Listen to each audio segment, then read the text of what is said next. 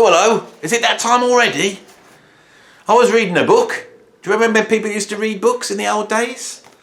And I got pulled in, I got drawn in. I was not of this world anymore.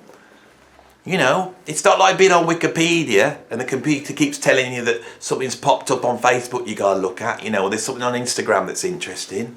I'm sat here, sunny day, and I'm reading a book. I'm reading a book on Sid James, the biography of Sid James. But we're not here to talk about Sid James today, but we are here to talk about books. On this video, I'm going to be going through my 10 favourite books on music, right? And specifically, books that have really influenced this channel here. You know, the books that I've used as reference. I've read all sorts of books on music. I am a lecturer in a college, and I have taught for many years the history of rock and pop and the cultural context of that, and I've had to read books on hip hop and punk and house music, and in doing that and really getting a good idea of the overarching story of popular music, and I use that term in the loosest sense, in the 20th century, you start to realise how important jazz rock is, how important prog is, classic rock, metal. These are incredibly important forms that have sort of been glossed over, and that has always given me the drive to do this channel, to just try and talk at it from a different angle. So if you're interested in the things I talk about and you want to get some books, these are the books to get. So I'm going to start at number 10. What have I got at number 10? I have at number 10 a book on John Coltrane called Chasin the Trane. Here's my copy. This is a very old copy that I've had for around about 30 years, right? If you look inside, you can see the telltale marks of stickiness and ripped off bits of bobs like that. I've nicked this out of a library at some point, many years ago. I think when I was at university, in fact, I think I went to the library and they had a book on John Coltrane, and I thought, that's mine, isn't it? Who else in an art college is going to want a book on John Coltrane? It's mine. I think I drew it out, and then I could never part with it. Gollum-wise, I held on to it, you know. Maybe it was that gold lettering on the back. This is a fantastic book. It gives you a brilliant overview of Coltrane's life. It's very detailed. There's lots of stories. It was published in 1976, so it's pretty close to the time, which is always very good. They've got access to people who are around and can remember, and because of that, it gives you a very detailed overview of Coltrane's life. It definitely comes out of the sort of church of John Coltrane. Whoever's writing this, J.C. Thomas, really sees Coltrane as a spiritual figure, and his career is a movement towards enlightenment. There is a Church of John Coltrane in America, so it really comes from that point of view. For me, Coltrane was a human like everybody else with the same foibles, who had to work through drug addiction, and it does cover Coltrane's drug addiction, also his addiction to sweets. It's all in there, but you do feel as it's very referential, okay? But it is a great book. It is the book that I read. I think I've read this probably about 4 or 5 times. It's where I get the Coltrane knowledge. There are 4 pillars to this channel: John Coltrane, Frank Zappa, Miles Davis, John McLaughlin. They are the 4 pillars, right? You will find a video on all 4 of them here where I discuss that is really where this channel's coming out. So you're going to get books on all 4 of those, as well as a ton of other stuff. Right, I'm now going to move on to number 9. At number 9, I have 2 books that I can't really decide which ones to go for. And at the moment, I can't find the other one. Here we go. So, Frank Zappa. What is my go-to book for Frank Zappa? Well, it's split between 2, really. It could be this one, The Real Frank Zappa, which is Zappa's autobiography. If you want to get Zappa's worldview, his opinion on the music industry, on politics, on religion, all that sort of stuff, this is a great book. It does go through his career, and it does cover his career, of course. He did write it when he was alive. Most autobiographies are written by people when they're alive. And so we don't get the full story of him right up to his death. That's not in here. But this is a fantastic book. But in terms of reference, if you want to know dates, times, what was going on, who was going where, when something was come out, and all those sort of details, this is my favourite book for that. It's by Neil Slavin, came out in 1996, and it's called Zappa, Electric Don Quixote. If I had to make a choice between this channel, if I had to just chuck one out, for the sake of this channel, it would be that one, without a doubt, because that's got the facts in, right? But my view of what was going on in Zappa's head, as much as it comes from this book, it also comes from his tracks as well. There's some other great books on Zappa that I want to mention by a writer called Ben Watson.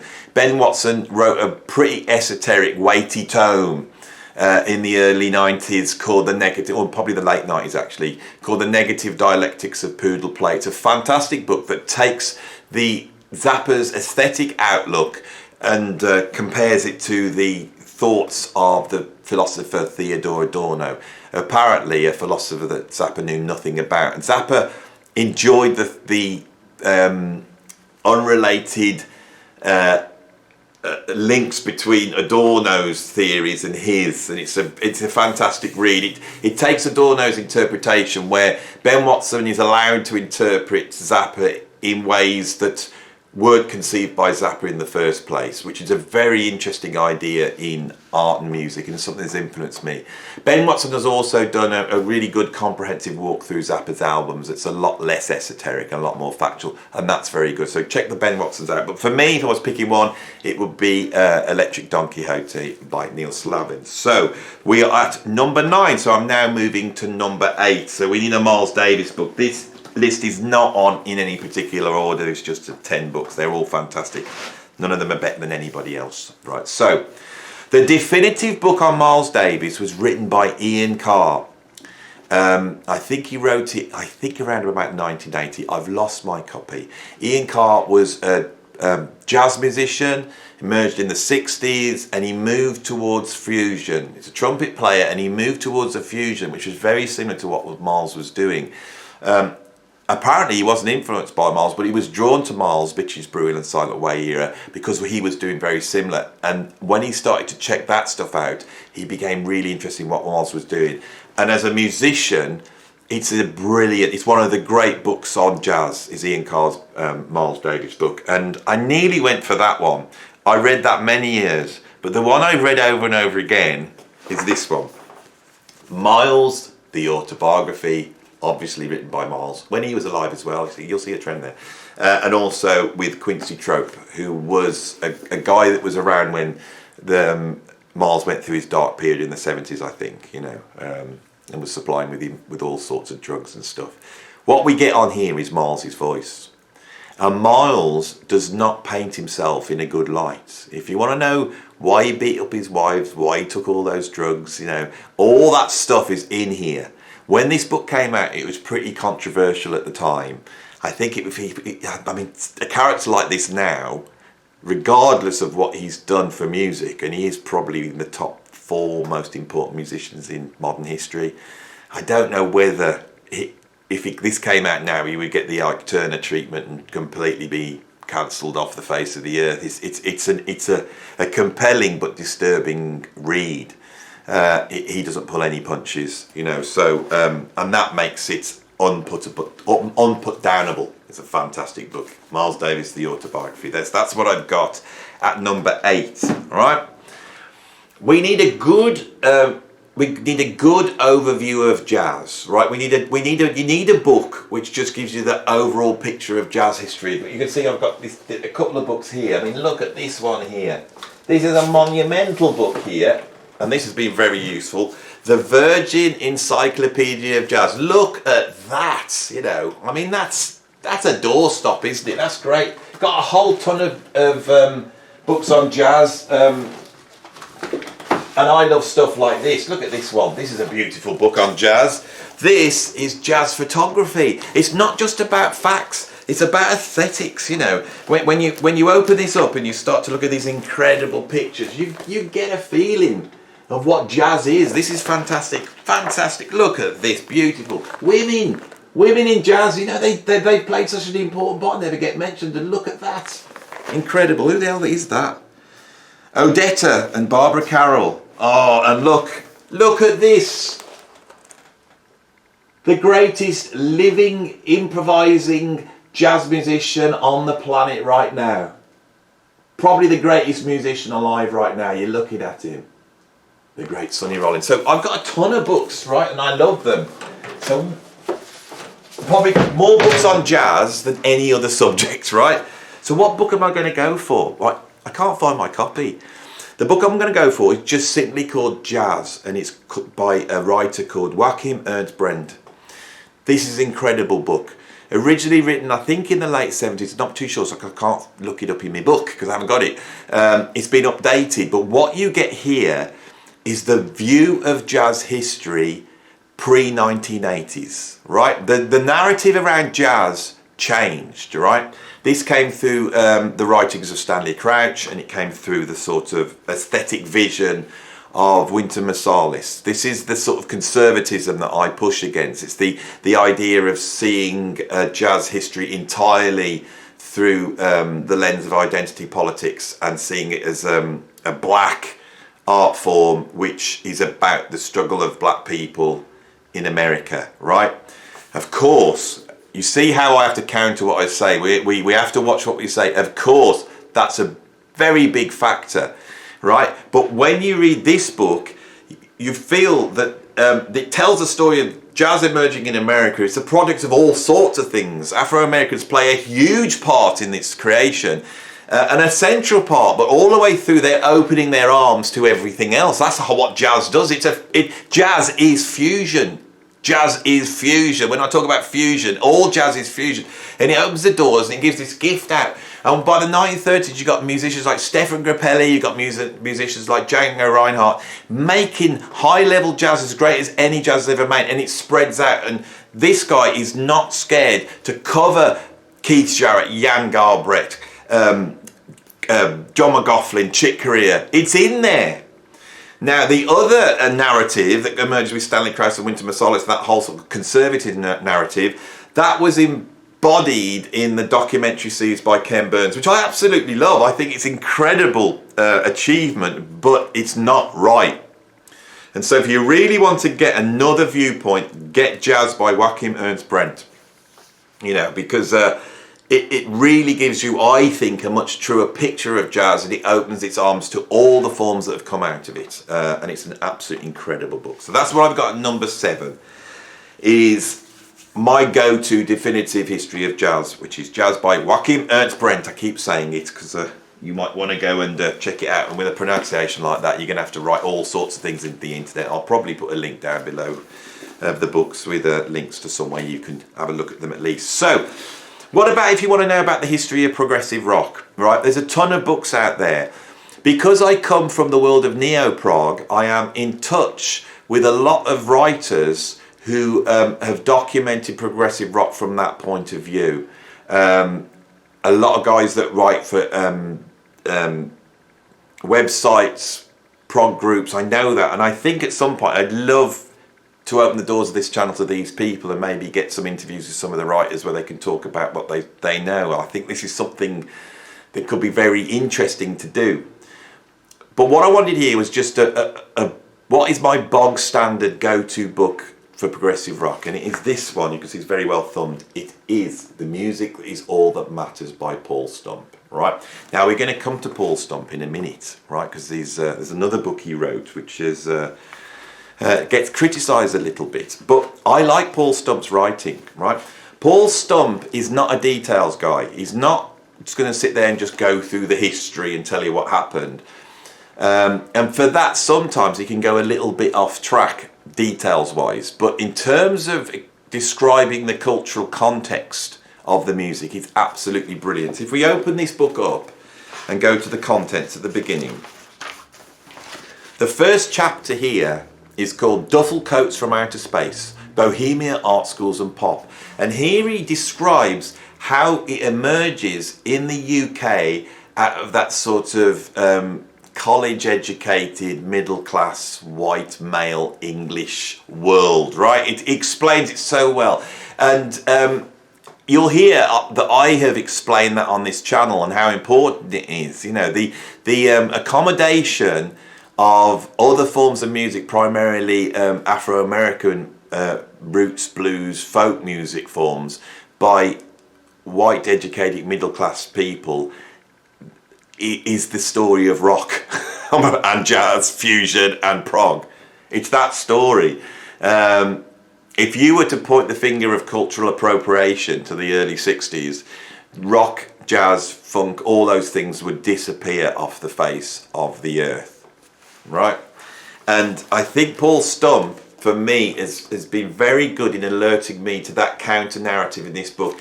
This book is really detailed and does cover every aspect of progressive rock. It's got, you know, the psychedelic bands of the 60s, we've got the Canterbury scene, he looks at neo-prog, you know, it goes up to about 1997, which if you look at this channel, you'll notice I sort of only go up to 1997 as well. I love this book, it's a fantastic book, and so if you want a good, concise history of progressive rock that really explains the cultural context, which is important for progressive rock, because that thing has been ignored by the mainstream, and that's why it's called The Music Is All That Matters. This guy talks about the music, right? He doesn't want to sit there with some narrative that prog was sort of okay but a bit outlandish, and then punk came along and did it all better. You know, he argues against that, and that's what makes this book so great. So what have we got at number 5, right? My Definitive History of Jazz Rock, or Fusion as it's sometimes called. This book is monumental masterpiece. All right, this book here by Stuart Nicholson, Jazz Rock: A History. I could not have done this channel without this book. This is so comprehensive, so detailed, it does everything. It's a work of absolute brilliance. Stuart Nicholson has written on a whole variety of jazz subjects. I think he's written a book on Billie Holiday and a whole bunch of other stuff. This is so thorough. I mean, look at the state of it. This sits in my car. If I'm parked up somewhere, right, waiting for my kids to come out of school or something like that, you know, I'm parked up somewhere, I've got 20 minutes to kill. This is in my car. To go and get out of my car, and I'll pull it out and I'll just open it up at any place and it will tell me stuff I need to know. In 1996, McLaughlin recorded The Promise, which featured a variety of performing situations, including a return to authentic jazz rock fusion. I wanted that fusion feel on The Promise, said John. I love fusion, it's a part of me. It's degenerated, but I don't care. His flat out playing on Jazz Jungle alongside Michael Breger is an album highlight and a reminder of how powerful the idiom could be in the hands of musicians with integrity. Right, that is just random. This is fantastic. It's readable. It's full of facts. It covers absolutely everything. I'll go through the content so you can get an idea of how wide-ranging this is. When I interviewed Ralph Humphrey, this book was essential to really understand the play that he'd played in the Don Ellis band. So he starts off with Ticket to Ride. How did fusion come out of the Beatles? I did a video on that and everyone got really annoyed. I said that there would be no jazz rock without the Beatles, and people didn't like it. Where did I get the idea from? From this book. Then he talks about, there's a chapter called Wheels of Fire where he talks about Cream and that British blues boom and how that was also a jazz fusion boom.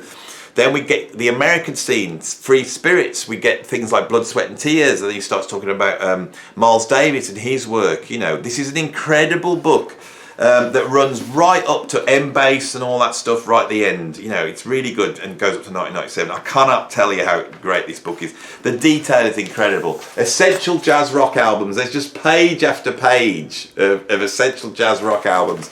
Right, it does everything. The details are right, the research is right, and the contextual explanations are right. So that's what I've got. Really fantastic book. It's number 5, and this isn't in any order. I think if I had to just grab one book for this channel, it may well be Jazz Rock History by Stuart Nicholson. Right, what have I got at number 4? Right, I've got Bathed in Lightning by Colin Harper. This book covers the history of the Mahavishnu Orchestra and John McLaughlin, and there's special emphasis there on John McLaughlin's career in the UK up to 1969. There's 10 years of work there from John, which never gets discussed. I haven't got that book here. I wasn't able to find it, to be honest, but I have got this one by Colin Harper as well, and this is incredible. It's even more detailed. It goes into this has been so useful for my John McLaughlin knowledge. When you read this book, you really feel like you are a Zen master on McLaughlin. It goes into so much detail. and it's called Glimpses of John McLaughlin, 1959 to 1975. And this really goes into detail about John McLaughlin's career in the UK in the 1960s. It covers everything else. Bathed in Lightning just covers absolutely everything else. It fills in a few little books, a few little gaps that are in Walter Kolosky's book, and that's just down to brevity. Walter Kolosky has written one of the definitive books on jazz rock, on music, and that is on this list, of course, as well. Colin Harper and Walter Kolosky are the two masters in terms of the Mahavishnu Orchestra. That is where the knowledge is, that is where it's from. I'm in contact with both of them, and I feel very privileged to that fact, because I know I've got my fingertips probably the two greatest, most knowledgeable people in the world on this. Colin's work on plotting McLaughlin's career in the 60s for me is essential. It's so important, because it wasn't just something he did before he went to America and joined Miles Davis's band, then formed the Mahavishnu Orchestra. He was at the centre in London of one of the most important scenes in the development of rock music, prog and fusion. He was right in the middle of it, playing with the likes of Ginger Baker, playing with the likes of Georgie Fame, playing alongside Jimmy Page and John Paul Jones. He was right in the middle of it, doing stuff that went from, like, you know, really big session work for people like Burt Bacharach and Petula Clark, but also working on free jazz, British rhythm and blues type of jazz. You know, the stuff he did with Graham Bond, that's the beginnings of everything. But John won't really talk about this period of time, right? It's difficult. Anyone who's got a collection of McLaughlin records, have you got Experiments with Pops? You know, have you got the Duffy Power, album, the Duffy Power album, which I can't remember what it's called, Innovations, right, which came out in the 70s, and is a collection of the 60s recordings that Duffy Power made with John McLaughlin. You listen to that, they're in the future. It's incredible stuff. I have a personal connection to this because my wife's father was a singer called Peter Wynn. He was signed by Larry Parnes and became one of the Larry Parnes boys alongside Billy Fury, Marty Wilde, all those guys.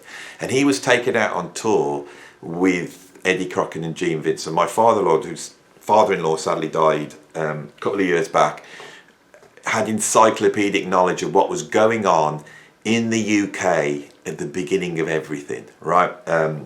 He had a band which consisted of Brian Bennett or Clem Catini on drums. He had Georgie Fame on keyboards.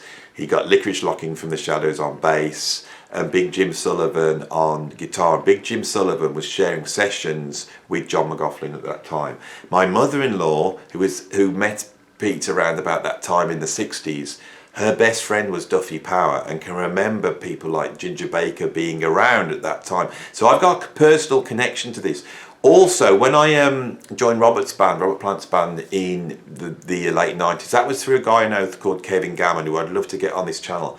And Kevin Gammon was in a band called the Band of Joy with Robert Plant and John Bonham. And before that, he was working in that scene as well, alongside people like Hendrix and the Rolling Stones, playing for the proto-reggae artist Jimmy Cliff. So I've been able to get insights. So sometimes I say things on this channel which I know have come from my own personal discussions with people, and then people have countered it, and it's proved to be the case. Colin Harper has done such incredible work of piecing that together, and if you think about it, of all the musicians to emerge out of that scene, Jimmy Page, John Paul Jones, Jimi Hendrix, Cream, Clapton, Jeff Beck, of all those, who took that experiment the furthest? It was John McLaughlin. And he's not mentioned in that thing. And these books, Bathed in Lightning and Glimpses of John McLaughlin, they are pretty important in not just documenting what John did, but also documenting that history. I emailed Colin and told him I was going to put him on this channel, and he very kindly has written me a statement. So from the horse's mouth, this is what Colin said about his book, Bathed in Lightning. So I'll read it out to you. I wrote Bathed in Lightning because it seemed to me that John's long path in England and Europe to overnight success in New York, first with Miles and then with the Mahavishnu Orchestra, was almost totally unknown to most people, even in Britain. I had read a really poor quality book on John in the 90s that had scant few pages on his 60s adventures, and later read an academic book in which John was a central figure that irritated me with its spurious ideas, right? Now that book, I don't know what it is, but it could well be this book here, Paul Stump's Go Ahead John. That was the first biography to ever come out on John McLaughlin. And Paul Stump's the same guy who wrote the book that I've really given a great review on about progressive rock. And yes, it is a bit scant in that areas. I've always loved this book for the final chapter, so I'm going to champion a little bit. Epilogue, Musical Virtuosity and Virtue in the Late 20th Century. And that chapter, which is not necessarily about John, but it's about how we see musical virtuosity and some of the contradictions and dichotomies that exist in contemporary culture, and that's good. But Colin is without doubt that there was a feeling, you know, when these books came out that this hadn't been covered properly, and Walter and Colin are just so instrumental in getting this story right, and it's a really important story. I will carry on with his quote. Walter Kolosky's book on the Mahavishnu Orchestra was and is an excellent oral history of the Mahavishnu Orchestra, but Walter is American, the site of 90% of Mahavishnu Orchestra's career and much of its fan base to this day. And with no disrespect intended, it's difficult for Americans to understand Britain in the 1960s and the nature of its society, culture and musical world. I chime with that entirely. And I have condensed that into my idea of the English aesthetic, which is in the Mahavishnu Orchestra. And I think Walter's very wise to point out that point of view. It's difficult for Americans to understand Britain in the 1960s and the nature of its society, culture and musical world, with London like a village in which everyone involved in music was barely 1 or 2 steps removed from everyone else. And I have got pretty close knowledge and understanding of that as well. It's an incredible story. My whole grounding as a writer in that area my whole grounding as a writer is in that area, and it fascinates me, and I know the printed resources, I know that the world works, and I know how to write something that would weave together the fragments of information about John's 10-year apprenticeships, in inverted commas, in Britain and Europe that he had tantalisingly scattered throughout interviews over the past 50 years. As an aside, only last year I was involved in compiling onto one CD an expanded edition of Duffy Power's Innovations album that came out in 1971, drawn from his 1965 to 1967 sessions with John and others, that now includes almost everything that John recorded with Duffy in that period.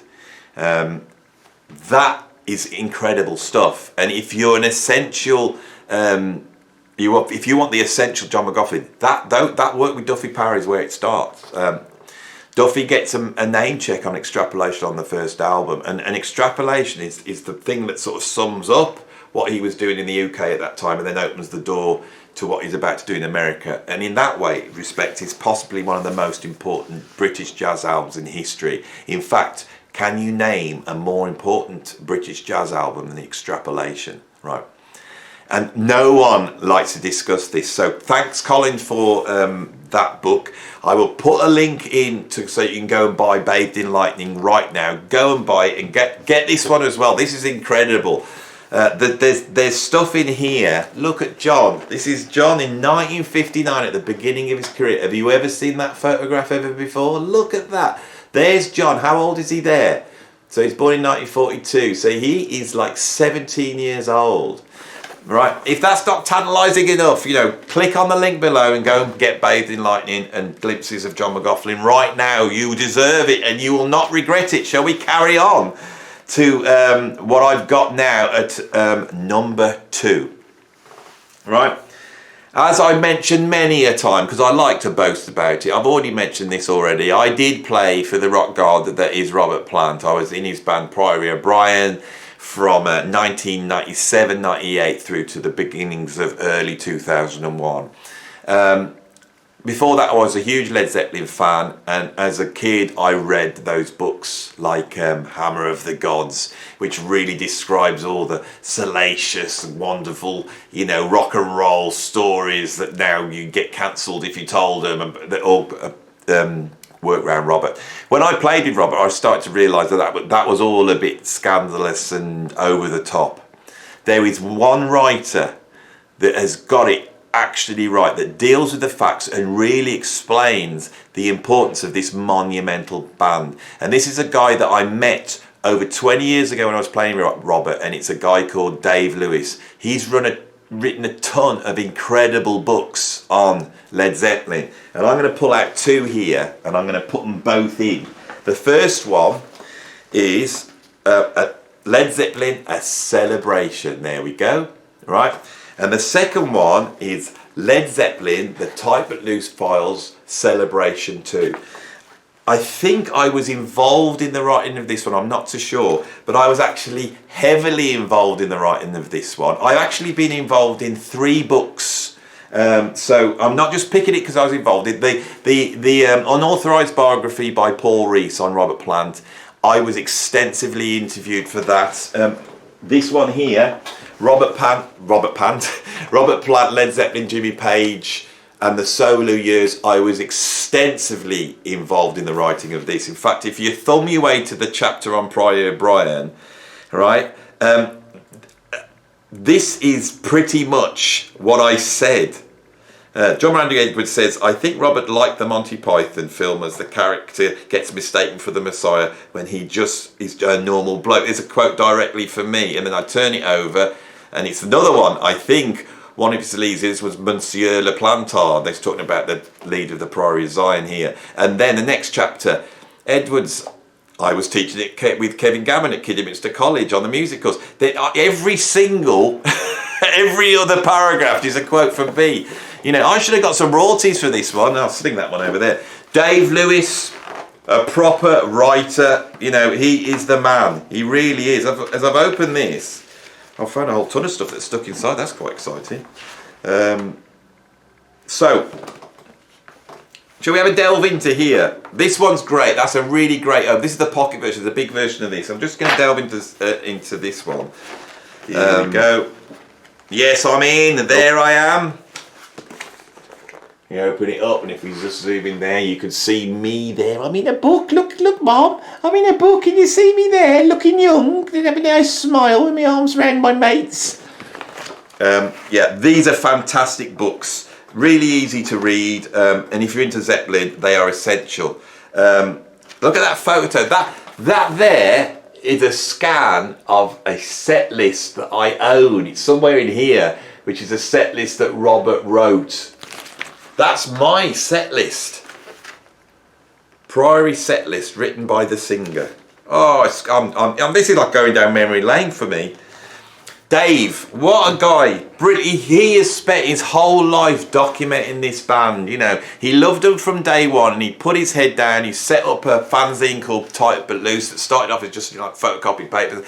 It ended up as a website. When the Priory of Brian emerged, this was when the internet first started to play a part in the sort of marketing of bands, because the Priory of Brian was a secret band. We didn't advertise it, so you had to go to Dave's site to find out what we were doing, and he would have his little scouts out there, and they would write reviews of each gig, take some photos and send them back to Dave, and they would be on his website. And us in the band, we would then do the gigs, and I'd never had any, you know, idea of fame, or I just played in covers bands before then, and it was so weird to drive out, do a gig, and then a couple of days later check Tight But Loose, and you would get a little review, or maybe 3 or 4 reviews on the gig we'd just done. It was a fantastic time. I emailed Dave Lewis, the great Dave Lewis. I emailed him and said, do you want to send a little message over to my fans and tell us about yourself and what you do and all that sort of stuff? So here we now get a little message from Dave Lewis. Dave, are you there? Yeah, hi Andy. If this book that I wrote 30 years ago, in fact more than that, Led Zeppelin The Celebration, helped you in some way to become the fantastic drummer that you are, following Led Zeppelin and obviously John Bonham, then I'd have done my job. Keep rocking, Andy. Best of luck.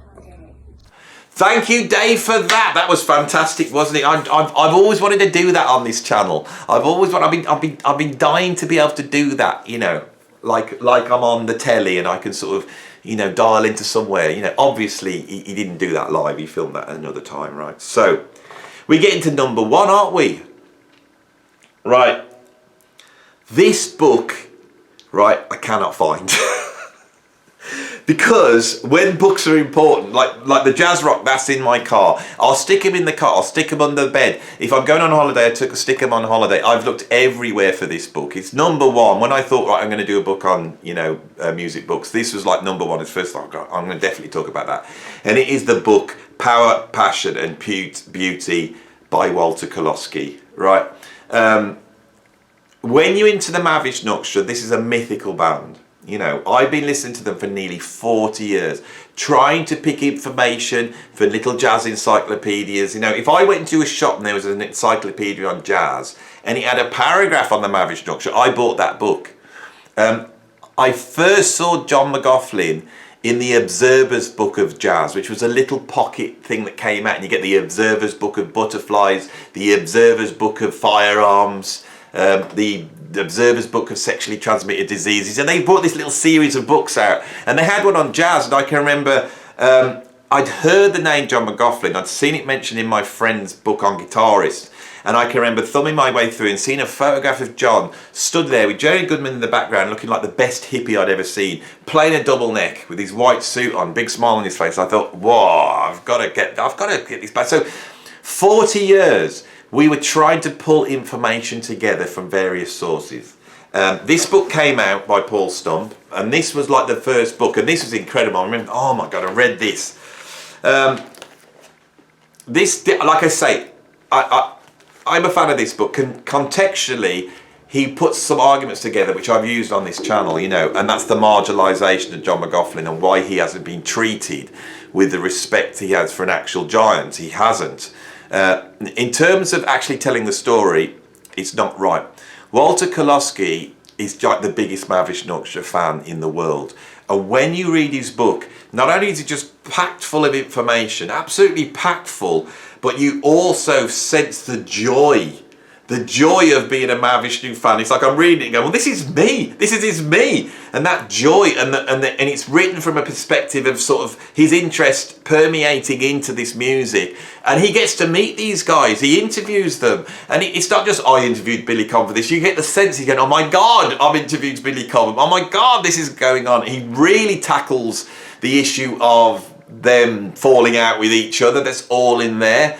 And he's played a part, he's put some pressure on them, I think, to he's changed the narrative. This, for me, is one of the most important books on music history. The Mahavishnu Orchestra plays such an important part, and they represented something truly progressive, something that happened in the early 70s. They were a phenomenon. This was an instrumental band playing extremely loud music, of extreme high velocity, of extreme self-expression. And they were playing to audiences of tens of thousands at some point, right? It was a phenomenon. It didn't happen before, and it's never happened since, and it needs to be documented. And throughout Walter's book, you get all these quotes from all these other musicians. They keep chiming in, and you get the feeling, God, everybody thought like this. There's an incredible quote from John Scofield. I can't remember exactly, but he says something like, my punk was at 250 BPM in 1716. It was the Mahavishnu Orchestra. And it was my punk too. It was my punk too. I cannot say.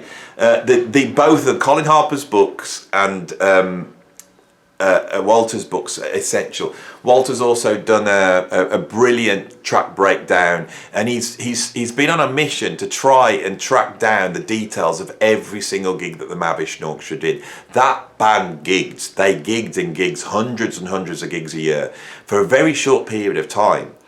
Creating a mythical bunch of people that got to see them. I never got to see the Mahavishnu Orchestra live. I don't think Walter did.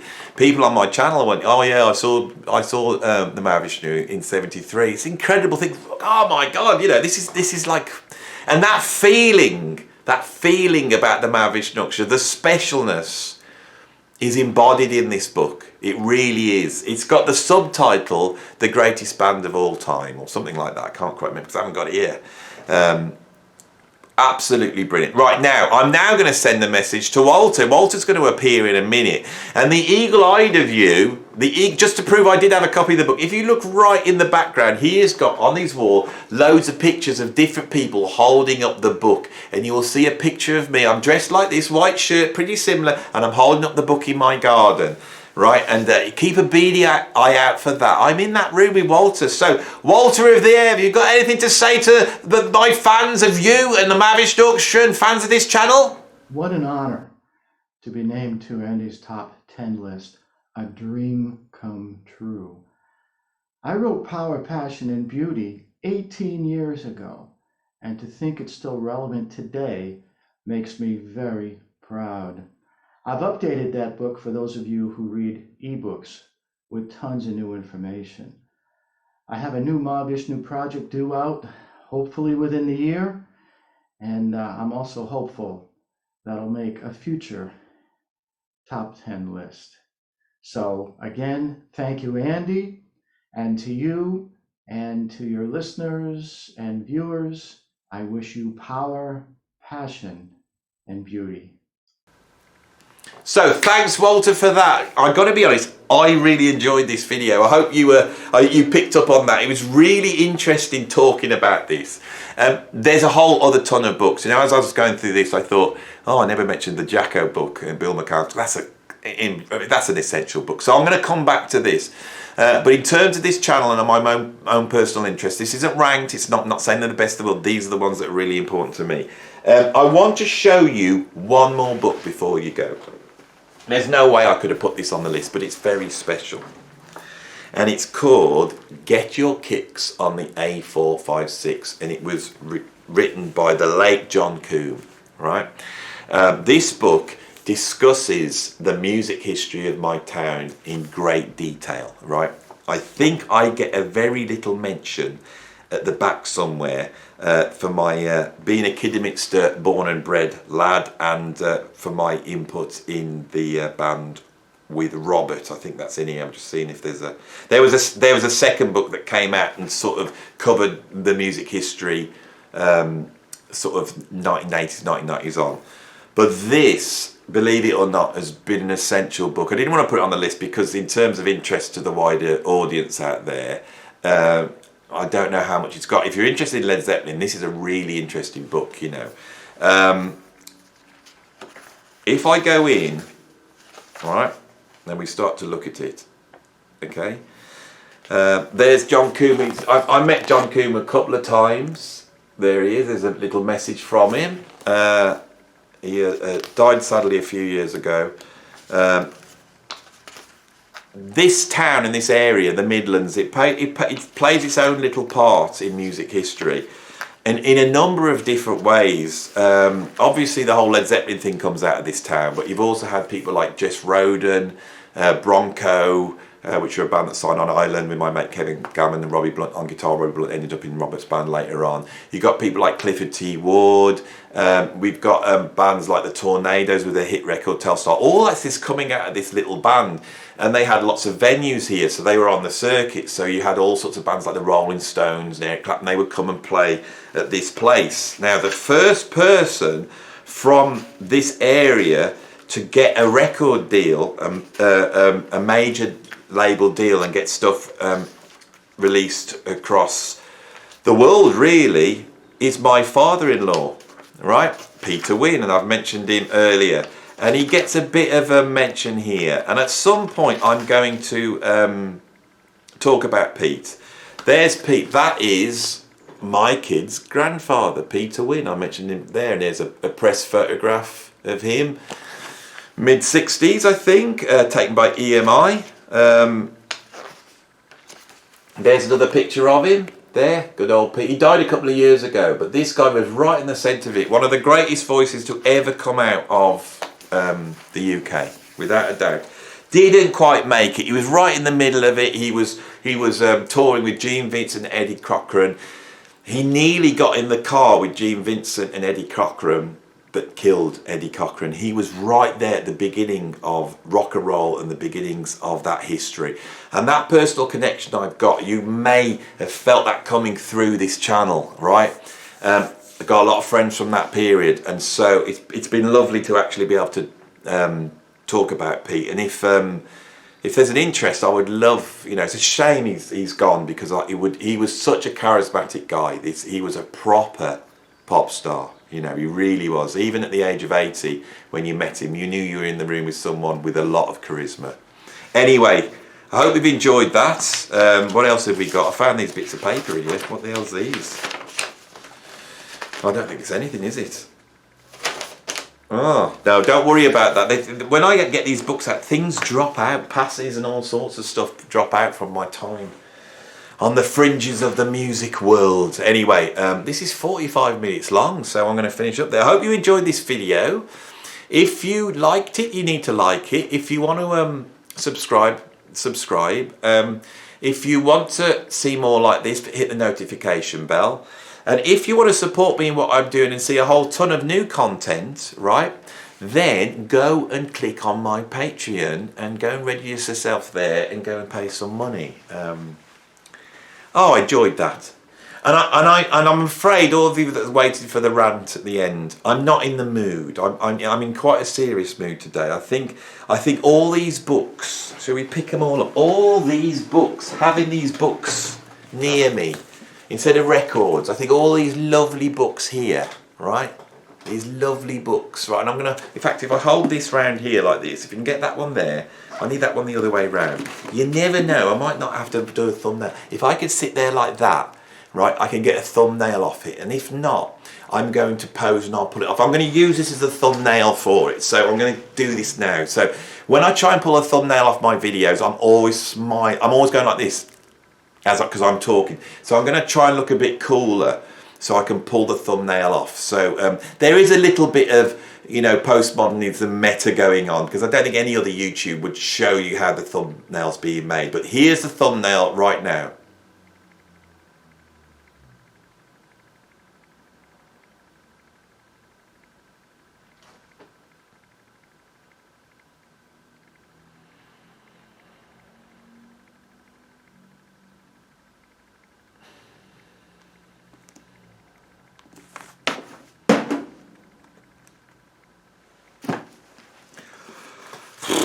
All these books back now. It's alright, you know, getting them all out to do with the video. It's worse than getting records out. I've put all these back now. People don't realise how hard I work. You lot don't realise how hard I bloody work on this channel for you lot. Not appreciated at all. Now I've got to put this lot back. Right, no one helps me, do they? They don't help me, do they? Nobody helps me. Right, so stick this back in here. Right, I'll stick that one back in there. I'll have the tall ones there. That one there can be back in place. Right. And I've got, well, that one goes over here anyway. I know that. We'll put that one there. Next to my book on Tubby Hayes. I've got a book on Tubby Hayes. Right, how many people have got a book on Tubby Hayes? Right, well, where's this one going? I should stick some of these up here. They need to go in the room out the back, don't they? Oh, they need to go to the room. How many have I got to put? Well, there's a ton. I don't like tidying up. Don't like it. Oh God. Oh, are you still here, are you? Oh, bloody hell, you still watching? What are you watching for? I mean, what am I doing? What am I doing that's so interesting you're going to watch it? You know what I'm not tidying up. I'm not going to tidy up. Nice sunny day, I'm relaxed. I've had a nice time chatting to you lot. Let's get back into this, shall we? Let's get back into this, shall we? So, yeah, for Valerie wasn't even no. Oh God. Oh Sid, you naughty man.